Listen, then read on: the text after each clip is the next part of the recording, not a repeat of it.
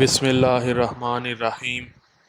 سامعین محترم، پچھلی ویڈیو میں آپ کو رضی اللہ عنہ علیہ السلام اور علیہ الصلاۃ وسلام کے بارے میں قرآن سے دلائل دیے گئے اور یہ بتایا گیا کہ رضی اللہ عنہ علیہ السلام اور علیہ الصلاۃ وسلام صرف انبیاء کے لیے ہی مخصوص نہیں بلکہ غیر انبیاء کے لیے بھی بولا جا سکتا ہے، جیسے ہم فرشتوں کے لیے علیہ السلام کا لفظ استعمال کرتے ہیں۔ اب میں آپ کے سامنے علامہ ہلی کا غیر شیعہ مناظر سید رکن الدین عاملی کے ساتھ ایک مناظرہ پیش کر رہا ہوں جو ایران میں اس وقت کے بادشاہ خدابندہ کے دور میں ہوا، جس میں علامہ ہلی نے غیر نبی کے لیے علیہ السلام اور علیہ الصلاۃ وسلام ثابت کیا۔ وہ مناظرہ کچھ یوں ہے کہ جب علامہ ہلی نے خدابندہ بادشاہ کے دربار میں غیر شیعہ حضرات کو مذہب شیعہ کی حقانیت واضح کر دی اور ایران میں مذہب شیعہ کو سرکاری طور پر رائج کر دیا گیا، تو بادشاہ خدابندہ نے علامہ ہلی سے درخواست کی کہ میں چاہتا ہوں کہ آپ مسجد میں جا کر تقریر کریں تاکہ عوام الناس بھی آپ کی تقریر سے استفادہ کریں۔ یہ مناظرہ تو بادشاہ کے محل میں ہوا تھا، دربار میں ہوا تھا۔ علامہ ہلی تیار ہو گئے، جمعہ کا دن ہے، جامع مسجد میں آتے ہیں۔ مسجد نمازیوں سے کھچا کھچ بھری ہوئی ہے، لیکن وہ متعصب ترین صاحبان علم جنہوں نے دیکھا کہ بادشاہ اگر اس مذہب کو چھوڑ کر ہلی والا مذہب اختیار کر لیتا ہے تو پھر ہماری کوئی قدر و قیمت نہیں رہے گی، ہم دربار سے نکال دیے جائیں گے۔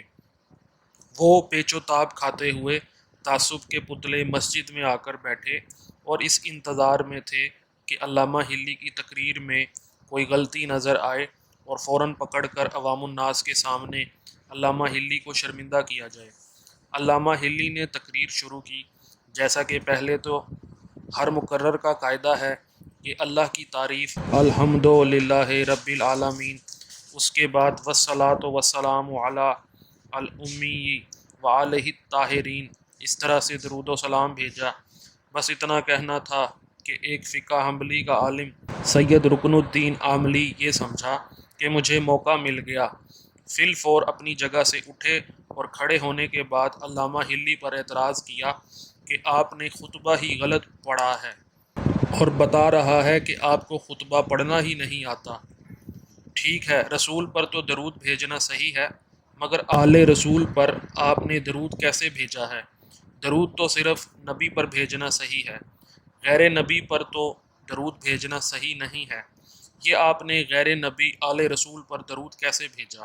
علامہ ہلی نے فی الفور قرآن کی آیتیں پڑھیں اور کہا، قرآن سے تو یہ ثابت ہے کہ غیر نبی پر بھی درود بھیجنا صحیح ہے۔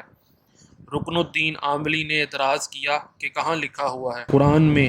علامہ ہلی نے سورہ بقرہ کی آیت نمبر 157 پڑھی، جس کا حوالہ میں اپنی پچھلی ویڈیو میں بھی دے چکا ہوں، یعنی الذین اذا ما اصابتہم مصیبت قالوا انا للہ وانا الیہ راجعون اولئک علیہم صلوات من ربہم ورحمۃ۔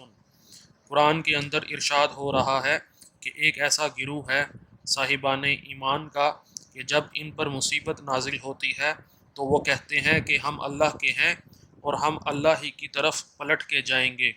انہی لوگوں پر خدا کی جانب سے درود نازل ہوتا رہتا ہے۔ علامہ ہلی نے کہا کہ اس آیت کے اندر غیر نبی پر بھی درود بھیجنا ثابت ہو رہا ہے۔ فوراً رکن الدین کھڑے ہو کر اعتراض کرتا ہے کہ آیت یہ ہے کہ جن لوگوں پر مصیبتیں نازل ہوں، آل محمد پر کون سی مصیبتیں نازل ہوئیں؟ علامہ ہلی نے بس ایک مختصر سی وہ مصیبتیں جو آل رسول صلی اللہ علیہ وآلہ وسلم پر نازل ہوئیں بیان کر دیں، اور اس کے بعد ایک ایسا جملہ کہا کہ جس پر تمام مسجد کے افراد رکن الدین عاملی کی طرف دیکھ کر مسکرا اٹھے۔ علامہ ہلی سارے مصائب بیان کرنے کے بعد کہتے ہیں، اب یہ سارے مصائب تم نے سنے، لیکن یہ بتاؤ کہ اس سے بڑی مصیبت آل محمد پر اور کیا نازل ہوگی کہ آپ اپنے آپ کو سید کہتے ہو اور آل محمد کے دشمنوں کی تعریف کرتے ہو، خود اپنے آپ کو آل رسول کہتے ہو اور آل رسول کے دشمنوں کی تعریف کرتے ہو، خود اپنے آپ کو آل رسول کہتے ہو اور آل رسول کے دشمنوں کے نقش قدم پر چلتے ہو، اس سے زیادہ کیا آل محمد پر مصیبت نازل ہوگی؟ بس اتنا سننا تھا کہ ایک مرتبہ مسجد میں شاعروں نے قصیدے کہنے شروع کر دیے۔ ایک مرتبہ پوری مسجد کے اندر اس کا مذاق اڑایا جانے لگا اور کہنے والوں نے یہ کہہ دیا کہ رکن الدین عالمی تو کتے سے بھی بدتر ہے، اگر کتے کا بچہ بھی ہو تو وہ اپنے باپ کے نقش قدم پر چلتا ہے، اور یہ کیسا سید زادہ ہے جو اپنے آپ کو آل رسول کہتا ہے اور پیروی دشمنان آل رسول کی کرتا ہے، یہ تو کتے کے بچے سے بھی بدتر ہے۔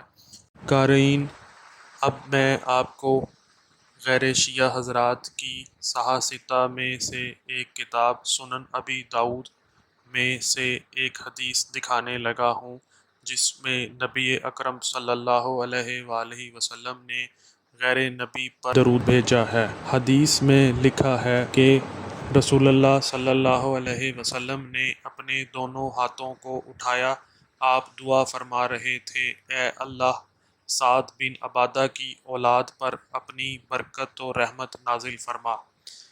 قارئین، یہاں حدیث میں صلوات کا ترجمہ برکت کر دیا گیا ہے، جبکہ عربی میں برکت کے لیے بارک کا لفظ علیحدہ سے استعمال ہوتا ہے، جبکہ عربی حدیث میں یہ جملے موجود ہیں، اللہم اجعل صلواتک و رحمتک علی آل سعد بن عبادہ۔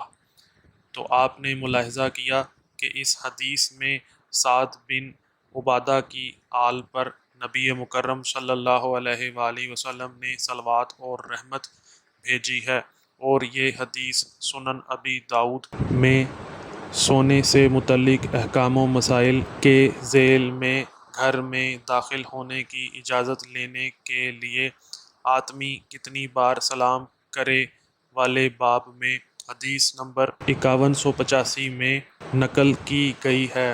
قارئین کرام، اسی حدیث کو تفسیر مظہری میں جلد نمبر 4 صفحہ نمبر 335 میں نقل کیا گیا ہے، اور یہاں پر ترجمہ ایسے کیا گیا ہے، یا اللہ آل سعد بن عبادہ پر اپنی رحمت نازل فرما۔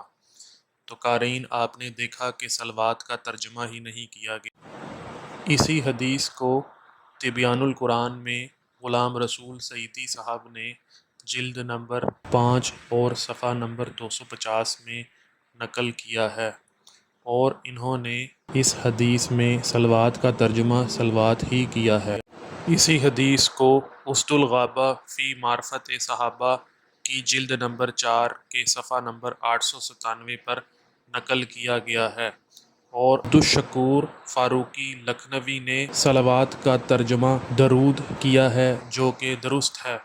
اسی حدیث کو مسند امام احمد بن حنبل میں جلد ششم میں صفحہ نمبر 414 میں حدیث نمبر 1555 کے تحت ذکر کیا گیا ہے، لیکن مترجم نے اس حدیث میں صلوات کا ترجمہ رحمتوں کر کے علمی خیانت کا مظاہرہ کیا ہے، حالانکہ عربی میں رحمت علیحدہ سے ایک لفظ ہے۔ اسی حدیث کو سنن الکبریٰ جو نسائی نے لکھی تھی نے جلد 9 صفحہ نمبر 130 پر نقل کیا ہے۔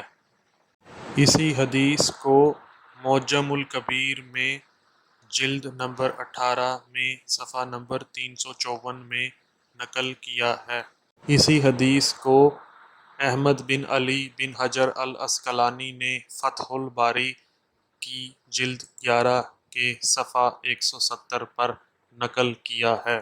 اسی حدیث کو البدر التمام شرح بلوغ المرام جلد 10 میں صفحہ نمبر 422 پر نقل کیا گیا ہے۔ اسی حدیث کو تاریخ مدینۃ دمشق میں جلد 20 میں صفحہ 253 پہ نقل کیا گیا ہے۔ اسی حدیث کو روضۃ المحدثین میں جلد 6 صفحہ نمبر 297 پر نقل کیا گیا ہے، اور حدیث کا نمبر 2572 ہے۔ مزید ویڈیوز دیکھنے کے لیے چینل کو سبسکرائب کریں، بیل آئیکن پر کلک کریں اور ہمیں اپنی دعاؤں میں یاد رکھیں۔ السلام علیکم۔